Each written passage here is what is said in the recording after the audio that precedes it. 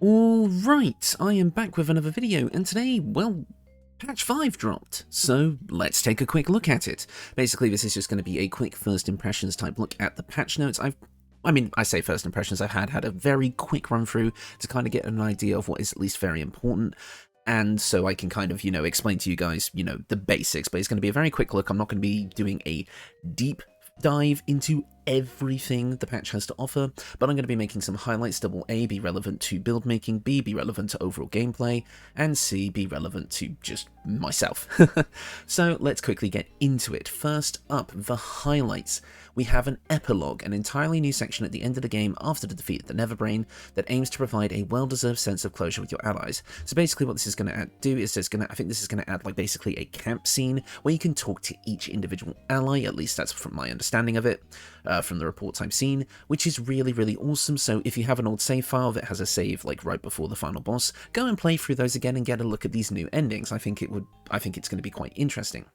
2 new play modes, honor mode and custom mode. Now, I haven't had a chance to look into custom mode yet, but from my understanding, that just seems like it's going to give you the ability to customize, like maybe AI difficulty, enemy health modifiers, such like that. But the honor mode is interesting. If you've played the Divinity games, you will know that honor mode is from those games. And basically, from what I understand, honor mode in this game is going to do 2 major things. It's an uber hard difficulty mode. It's beyond tactician because it gives you increased difficulty to boss fights. Each boss fight gains a new mechanic, and it also prevents you from being able to reload saves. No, after dice rolls, no save scumming allowed, hence the name honor mode.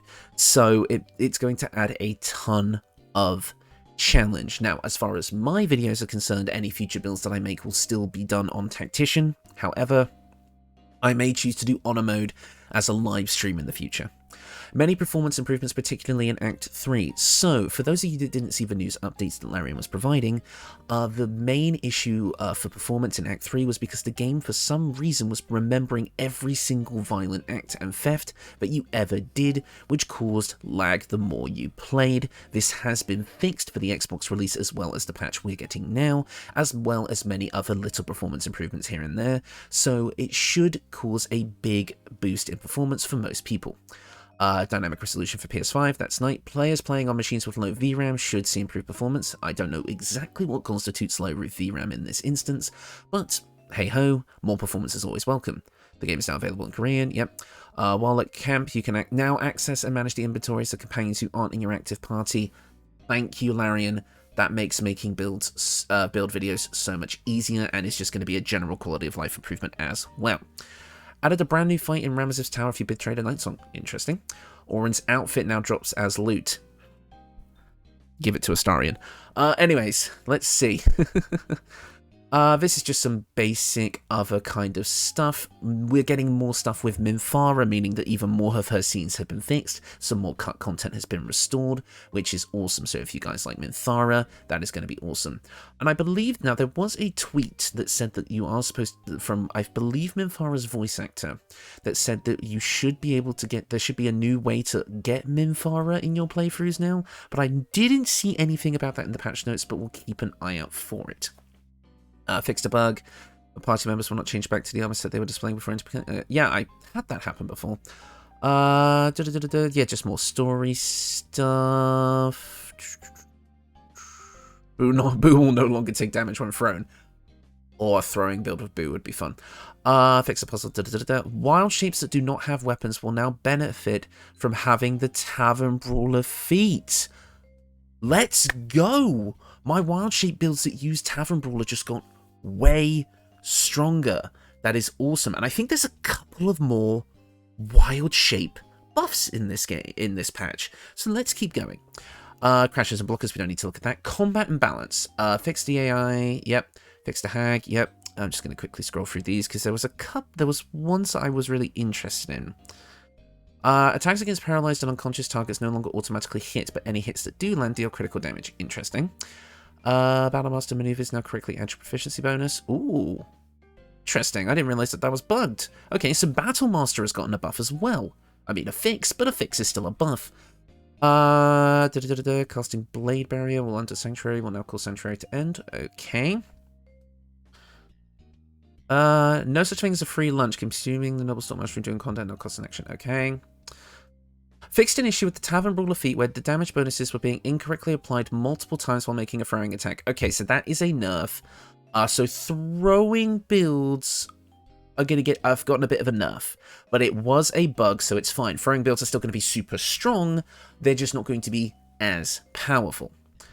Dark Urge players should now always have an option to kill the Neverbrain in the game's final combat. Interesting. Okay. Yeah, nothing too crazy here. Let's go move into gameplay. This is going to be where a lot of the build-related stuff is going to come up. You can now use Luck of the Far Realms while disguised. Interesting. The reaction pop-up, which shows multiple possible reactions for multiple party members, now allows you to change your mind after picking a reaction for a party member. Ooh, that's cool. Tweak some code to simplify and improve the camera system. Oh, I hope that fixes some issues I was having with it. So the next section I'll kind of go over quickly is the performance changes, because this is a big thing. A lot of people in my streams as well were talking about how they had issues with performance. So let's go over these now. Fixed a memory leak if a visual is unloaded while a facial animation is playing, for example, exiting a game region. Okay, so there was memory leak issues, people suspected this, and now it has been confirmed. Fixed, so that should improve performance as well. Improved performance drops when opening a radial menu while casting a spell. Okay, that didn't really come up for me. Interesting, there must be a controller thing. Optimized level of detail for various assets. Good. Reduce memory footprint of game objects. Good. Optimize certain behind-the-scenes protocols to stop frame spikes while teleporting in Act 3. Good. Added reduced triangle count versions of hierarchical. Yep. Hierarchical. Big word. Levels of detail. Visible in the low quality model quality settings. Improved VRAM usage by optimizing some lighting and textures. Improved performance loading objects in the lower city by tweaking the light and decal loading system. Improved the performance of water physics. Improved system function by removing unused fallback fonts. Yeah. So overall, a ton of massive changes to performance. You are going to see an improvement now. I will do some testing on my own, kind of as I'm making my build videos, as I usually do. So hopefully that will come across in game. I'll get back to you on that one. A bunch of stuff with the UI, tooltips, character creation and level up. Here we go. The no chin attachment icon when customizing Dragon Ball characters will now update accordingly with the head you've chosen. Okay. The sliders in character creation now update to their new value after you randomize your appearance. Yeah, mainly just UI errors, which is fine. Controller and split screen. I actually have been playing this game on controller a bit, just casually when I kind of want to just sit back, and it's been a mixed experience. I obviously prefer the hotbar system of PC, but the controller's radial menus are a nice compromise, so I'm going to have a look. Prevented the controller's right stick for navigating radial menus. Okay. Improved the radial UI UX for actions that use items. Okay. Customizing radial menu slots in the controller UI now triggers audio feedback. Ooh, that's cool.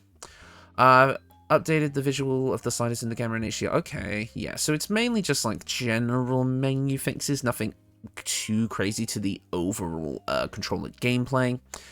So yeah, level design, I don't care too much about that. Art, I mean, I like art, but I don't care about it in this sense. Animation stuff, lighting, sound, VFX. Writing, here we go. I was hoping that might have a bit more information on the Minthara thing, but I guess not. And an extra line for Halcyon, so it acknowledges an outcome when you resolve the grove situation, but the goblin leaders weren't necessarily killed. Oh! Oh, now hang on. That might be the Minthara thing. Again, I will try and look into that. Cinematics, yeah, not too worried about that, and that's it. So, I guess big changes here, obviously the new modes, that being highlighted right at the start. And obviously the changes to performance and the epilogue as well. And of course, Wild Shape got a little bit of a buff, and we're getting a bit more Minthara, which is always nice. I'm sure Red will be happy about that one. So yeah, I don't think there's too much else I want to go over. I have scrolled through all of the notes quite a few times, and there has been some minor buffs here and there, and some minor nerfs, some more bug fixes which do change some of my builds. Again, anything related to throwing is going to be a bit weaker now. And I just realized that a video I am uploading tonight that is scheduled to go up uses throwing, so... Larian, why do you do this to me? But anyways, I think I'll call it here. Again, this is just a little quick video that I like to do whenever a new big patch comes out. That's because the last time I did this, it did really well. So I'm quite happy to cover it. I will see you all next time. Goodbye. Enjoy patch 5, I guess.